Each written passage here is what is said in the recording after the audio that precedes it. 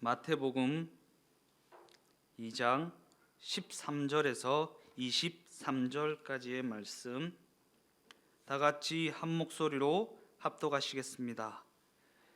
그들이 떠난 후에 주의 사자가 요셉에게 현몽하여 이르되 헤롯이 아기를 찾아 죽이려 하니 일어나 아기와 그의 어머니를 데리고 애굽으로 피하여 내가 내게 이르기까지 거기 있으라 하시니 요셉이 일어나서 밤에 아기와 그의 어머니를 데리고 애굽으로 떠나가 헤롯이 죽기까지 거기 있었으니 이는 주께서 선지자를 통하여 말씀하신 바 애굽으로부터 내 아들을 불렀다 함을 이루려 하심이라. 이에 헤롯이 박사들에게 속은 줄 알고 심히 노하여 사람을 보내어 베들레헴과 그 모든 지경 안에 있는 사내 아이를 박사들에게 자세히 알아본 그때를 기준하여 2살부터 그 아래로 다 죽이니 이에 선지자 예레미야를 통하여 말씀하신 바 라마에서 슬퍼하며 크게 통곡하는 소리가 들리니 라헬이 그 자식을 위하여 애곡하는 것이라. 그가 자식이 없으므로 위로받기를 거절하였도다 함이 이루어졌느니라.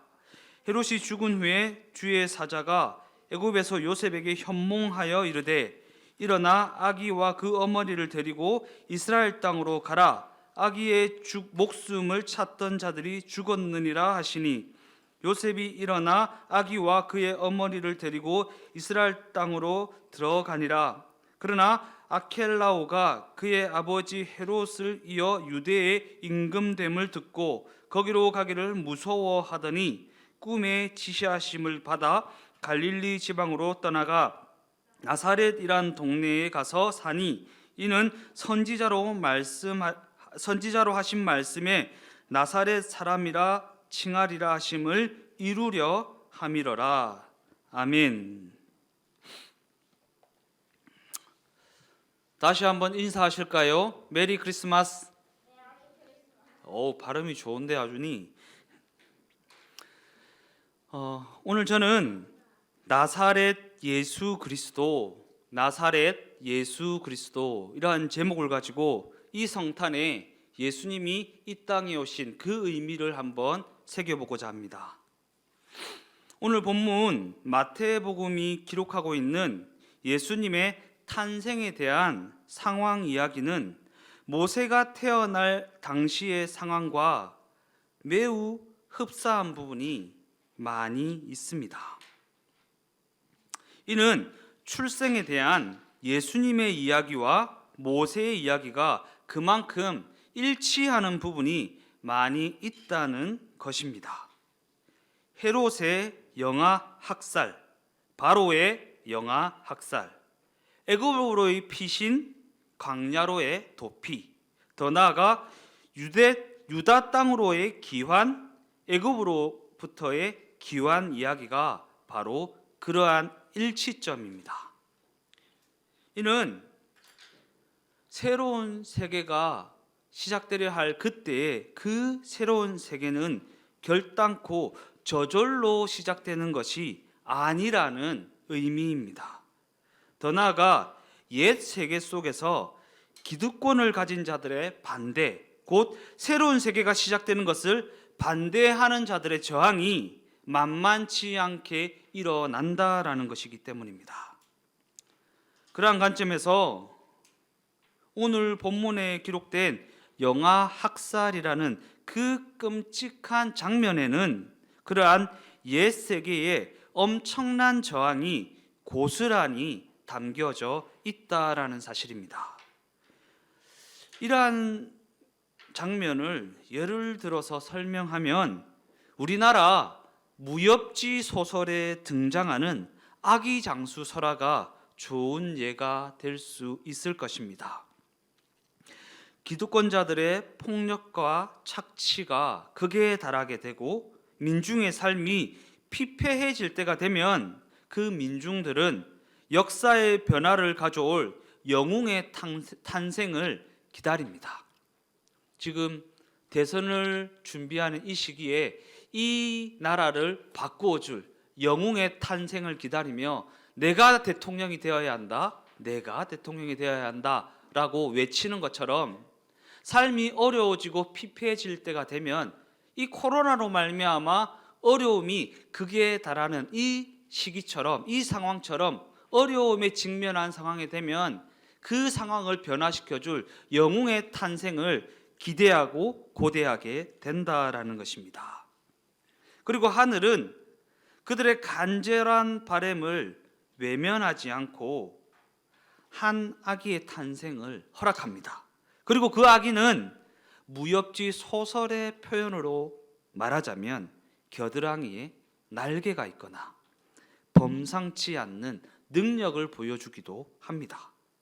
그러나 그 아기는 두려움을 느낀 그의 부모에 의해 사회로부터 격리를 당하거나 그를 사랑하는 자들에 의해 그 날개가 잘려지기도 하지만 그럼에도 불구하고 결국에는 죽임을 당하게 되고 그러한 그의 죽음은 버림받은 영웅담으로 민중들의 좌절된 꿈으로 표현되기도 하는 것입니다. 반면에 성경이 증언하는 아기 예수의 탄생 이야기 그리고 그의 삶은 그러한 무협지 소설의 설화와는 전혀 다른 이야기로 전개되고 있다라는 사실입니다. 예수님의 탄생 당시 동방 박사들은 아기 예수님을 찾아와 경배합니다. 그리고 동방 박사들이 다녀간 후에 예수님의 육신의 아버지 요셉은 꿈을 통해 신비한 인도함을 받게 됩니다. 심리학자 프로이드는 꿈이라는 것을 그저 무의식 속에서 형성되는 것이라고 그렇게 정의하지만 그럼에도 불구하고 성경은 무의식 속에서 형성된다고 하는 그 꿈이라는 것을 하나님의 뜻을 계시하는 통로로 사용하는 경우가 너무나도 많이 있다라는 사실입니다. 그러한 관점에서 하나님의 사자는 요셉의 꿈에 현몽하여서 헤롯의 계획을 알려주며 아기를 데리고 애굽으로 피신하라고 지시해 줍니다. 그리고 요셉은 그 지시하심에 그 즉시 일어나서 그 인도하심에 순종으로 반응하게 됩니다. 그리고 우리가 여기서 자세히 살펴보아야 할 부분은 그 피신의 자리가 왜 하필 애굽이라는 땅이었는가라는 부분입니다. 성경이 기록하는 애굽이라는 땅은 그의 선조 이스라엘 백성들이 기근을 만날 때마다 찾게 되었던 그러한 땅이었습니다. 그리고 오늘 주인공 요셉이 아닌 꿈꾸는 자 요셉이 형들의 미움을 받아 종으로 팔려갔던 그러한 땅이었고 그의 조상 야곱이 가족들을 데리고 이주한 땅이기도 했습니다. 그런데 오늘 본문 마태복음은 왜 다른 복음서에서는 다루지도 않는 애굽 땅으로의 이주 이야기를 다루고 있는 것일까? 예수님의 일가족은 헤롯 대왕이 죽기까지 애굽이라는 땅에 머물러 있어야 했는데 마태복음은 호세아의 말을 인용하면서 이 일이 그냥 우연히 일어난 일이 아니라 그냥 상황과 환경과 여건에 떠밀려서 일어난 일이 아니라 구약 성경에 예언된 말씀이 성취된 사건이라고 그렇게 증언합니다. 오늘 본문 15절 말씀을 보면 헤롯이 죽기까지 거기 있었으니 이는 주께서 선지자를 통하여 말씀하신 바 애굽으로부터 내 아들을 불렀다 함을 이루려 하심이라. 우리는 그저 헤롯이 죽이려 하는 그 상황에 떠밀려서 예수님이 애굽으로 피신하셨겠거늘 이렇게 생각할 수 있겠지만 성경은 주께서 선지자 호세아를 통하여 말씀하신 그 말씀을 이루기 위해서 그 모든 역사를 주관하셨다라고 그렇게 말씀하고 있다라는 것입니다. 그러면서 이 말씀 뒤에 이어지는 이야기는 바로 베들레헴의 영아 학살에 대한 이야기입니다. 이 사건은 정말 있었던 일인지 믿을 수 없을 정도로 포악하고 잔인한 사건이지만 오늘 본문 마태복음은 이 이야기를 모세의 출생 이야기와 같은 맥락에서 전개하고 있다라는 것입니다. 이처럼 새로운 세상이 시작되기 위해서는 무고한 이들의 희생이 너무나도 당연한 일이었던 것인가? 과거 수많은 화가들은 이러한 비극적인 장면을 수도 없이 그림으로 기록하여 왔습니다. 광기에 찬 군인들, 공포에 질린 아기와 어머니, 그러한 폭력 앞에서 너무나도 무기력한 남자들. 어쩌면 수많은 화가들은 성서에 기록된 이러한 장면들을 그려나감으로 말미암아 시대적 참담함을 고발하고자 했던 것은 아닐까. 어찌되었든 안타까운 사실은 전쟁과 폭력의 그 광기의 모습은 오늘날을 비롯한 어느 시대에나 항상 있어 왔던 모습이라는 사실입니다. 그런 관점에서 오늘 본문 마태복음은 베들레헴에 있는 2살 이하 사내 아이들의 속절없는 죽음을 기록하고 있는 것입니다. 여기서 우리가 주목해 보아야 할 부분은 어느 시대를 막론하고 기득권을 가진 자들은 어떠한 경우에도 누군가의 생명보다 자신들의 기득권을 지키는 것을 더욱 소중히 여긴다라는 것입니다. 더 나아가 그 생명의 어떠함보다 그 기득권의 어떠함을 더욱 중요하게 생각한다라는 사실입니다. 그래서 지금 이 시간에도 세계 도처에는 전쟁과 테러라는 끔찍한 사건을 통해 어마어마한 희생자가 발생하고 있는데 그 희생자는 군인보다 민간인들이 훨씬 더 많다는 것이고, 더 나아가 그들이 그토록 지키고 싶어 했던 그 기득권과는 아무런 상관이 없는 여성들과 아이들의 희생이 가장 많이 있다라는 것입니다. 그 기득권이 뭐길래? 그리고 기득권을 지켜나가기 위해 그 전쟁을 기획한 자들은 그들의 무고한 희생을 부수적 손실이라고 폄하하지만 이는 그들을 창조하신 창조주 하나님에 대한 엄청난 모욕이고 엄청난 도전이라는 사실을 우리가 잊어서는 안 된다라는 것입니다. 무엇을 위해 내가 하나님의 작품을 모욕하고 하나님의 질서에 대한 도전을 하고 있는가? 내가 지켜내려고 그렇게 아등바등했던 그것이 과연 무엇이길래 하나님의 인도하심도 거부하고 하나님의 살아계심도 무시하고 하나님이 나의 주인 되신다라는 그 사실도 망각하게 만드는 것인가? 물론 시대가 어렵고 상황이 좋지 않다 보니까 생존을 위한 그 발버둥이 그 무엇보다도 절실한 상황이라는 것은 이해합니다.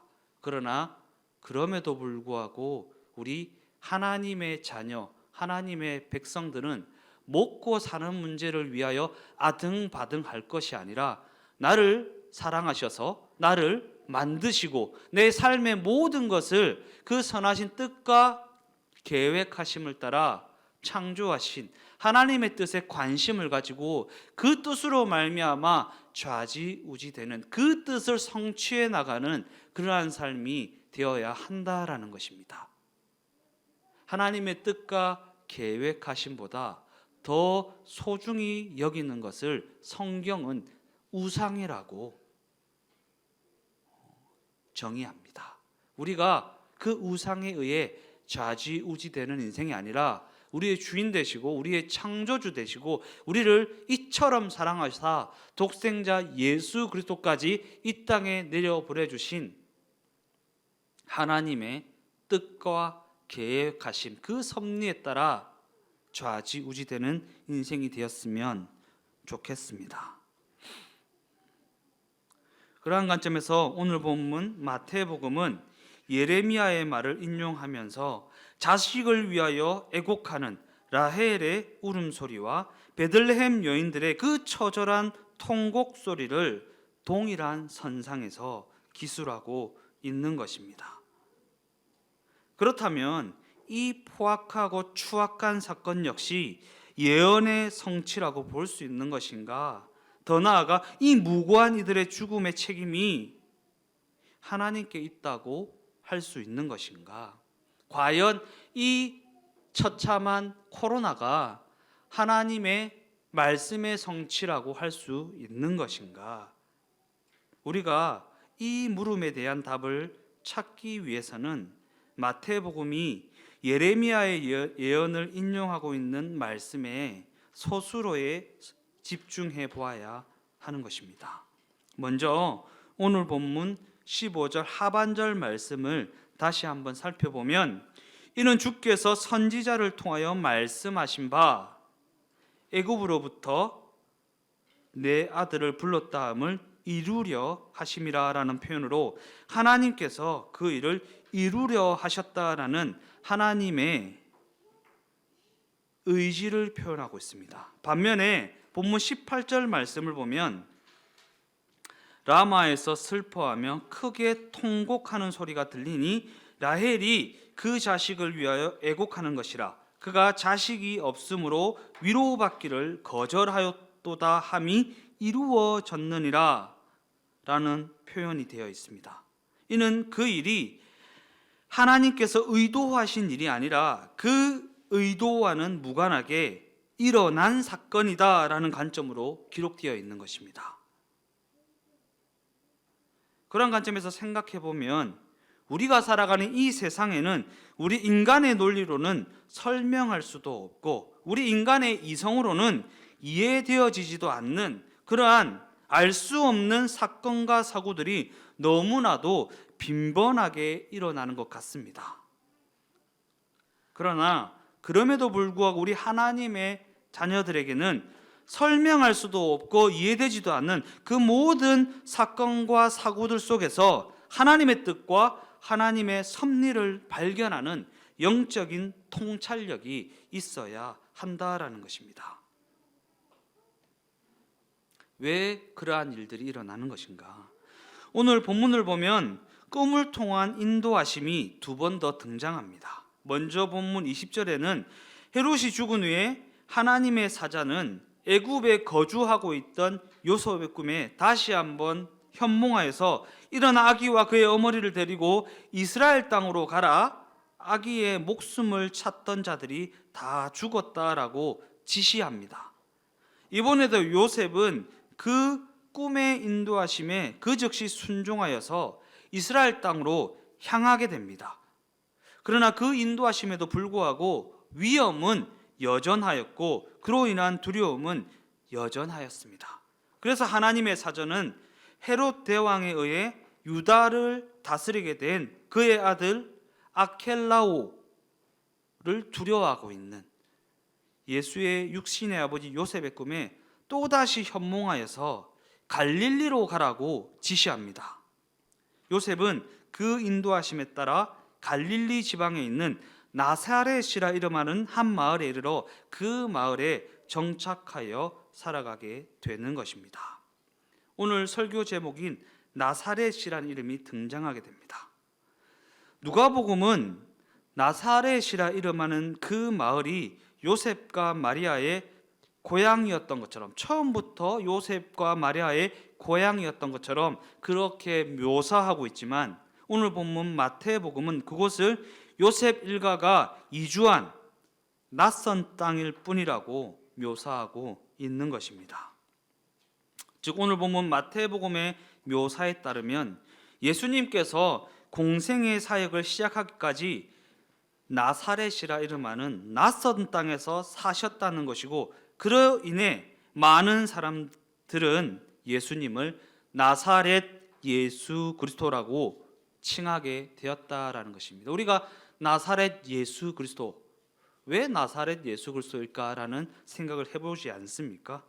그렇다면 많은 사람들이 왜 굳이 예수라는 이름 앞에 낯선 땅에 불과했던 나사렛이라는 마을 이름을 덧붙여서 불렀던 것일까? 그 이유는 무엇인가?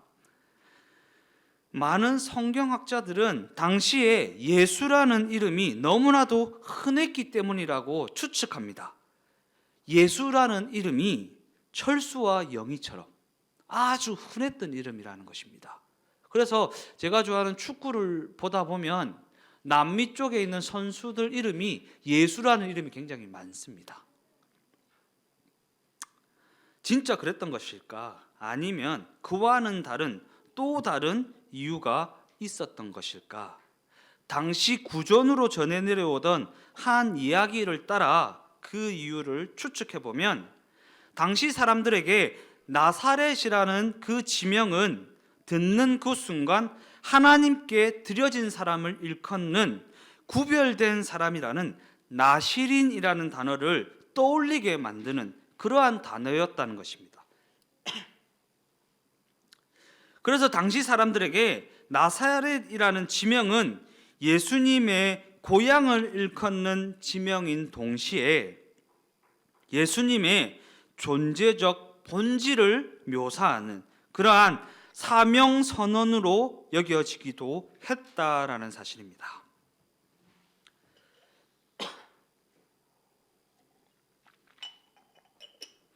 하나님께 온전히 바쳐져서 하나님의 말씀을 성취해 나가는 그러한 사명의 삶을 사셨던 나사렛 예수 그리스도. 우리가 복음서를 접하다 보면 하나님의 말씀을 이루려 하심이라, 이해되지 않는 예수님의 행보에 대해 마지막에 이렇게 기록합니다. 선지자 누구누구를 통하여 말씀하신 바 어떠어떠한 말씀을 이루기 위함이라. 예수님 왜 저렇게 하셨지? 선지자 누구누구를 통해 말씀하신 바 하나님의 그 말씀을 이루려 하심이라.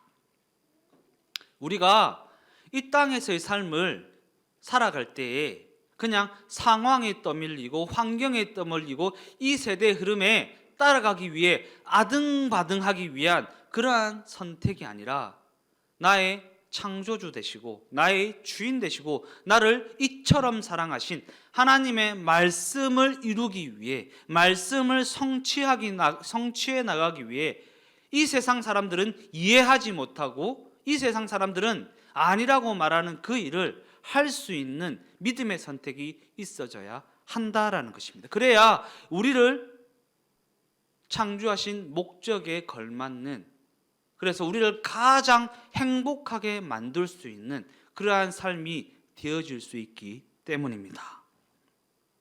하나님께 온전히 바쳐져서 하나님의 말씀을 성취해 나가는 그러한 사명의 삶을 사셨던 나사렛 예수 그리스도.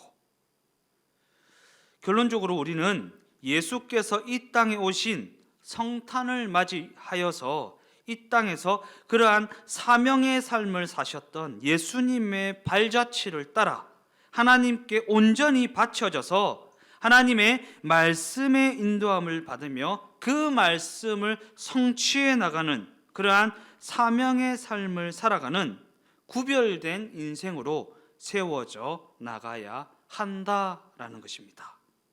우리 주동행교회가 그러한 예수님의 삶을 본받아 하나님께 온전히 바쳐져서 그 말씀의 인도함을 받으며 그 말씀을 성취해 나가는 사명의 삶으로 세워져 나가게 되기를 예수님의 이름으로 축원드립니다. 기도하시겠습니다. 하나님 감사합니다. 하나님께서 우리를 이처럼 사랑하셔서 이 땅 가운데 보내주신 나사렛 예수 그리스도, 하나님께서 왜 나사렛 예수 그리스도를 이 땅 가운데 보내주셔서 우리로 하여금 그 발자취를 따라가는 삶이 되게 하셨는가?